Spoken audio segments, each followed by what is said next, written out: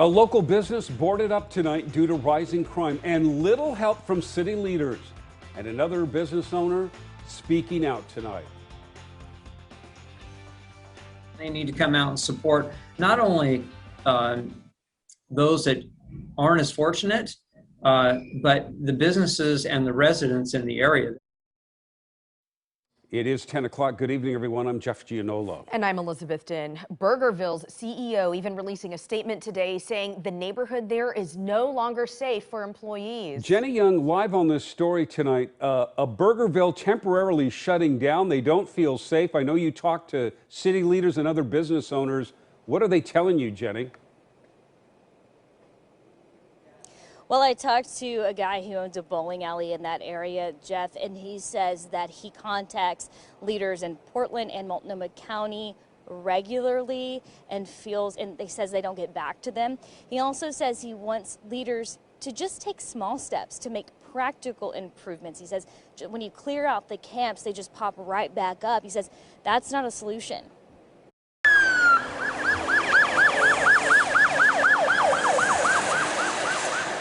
From now on, when you pass the Burgerville at 92nd and Powell, you'll see boarded up doors and windows and a marquee that reads temporarily closed.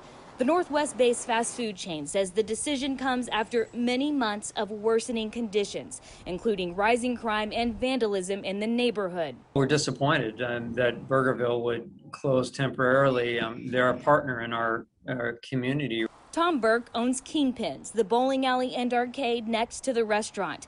He's sad to see it close for now, but understands all too well the reason for the decision. We are right next to a path that leads to the Max station. And, you know, you have children and families walking on that path next all the way up to the Max station. And at any time you can look, find hundreds of needles. Anytime they come out and clean up, they just are able to find so many needles and feces, and the property's really being used as a toilet. Our property's been used as a toilet. Burke grew up in Portland. He says Kingpins is a family business. They have a location in Beaverton and opened a second one in Southeast Portland in 2016, with the hope the area was on the cusp of developing.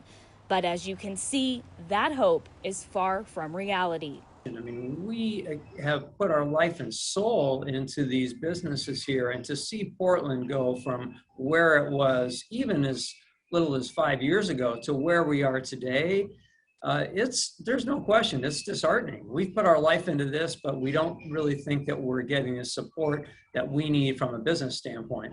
Burke tells us he reaches out to city and county leadership almost weekly, only to be ignored. Really, we would like to have them just come out and just visit and explain to us really what are the next steps. The homeless crisis is certainly a very serious situation in Portland. We all know, we've all been impacted by that, but this is really not the place to have homeless camps right next to our businesses. He says that he's hired security and they have been able to keep his property safe. Now, the union, the Burgerville Workers Union, says they were not notified of this closure ahead of time. I reached out to every city commissioner about this ordeal. Only one to get back to me was Commissioner Maps. He sent us a statement. I also reached out to the mayor's office. I've been told he's gone. They did send a statement, though. You can read both of those statements on KOIN.com. Reporting live tonight, Jenny Young, KOIN 6 News.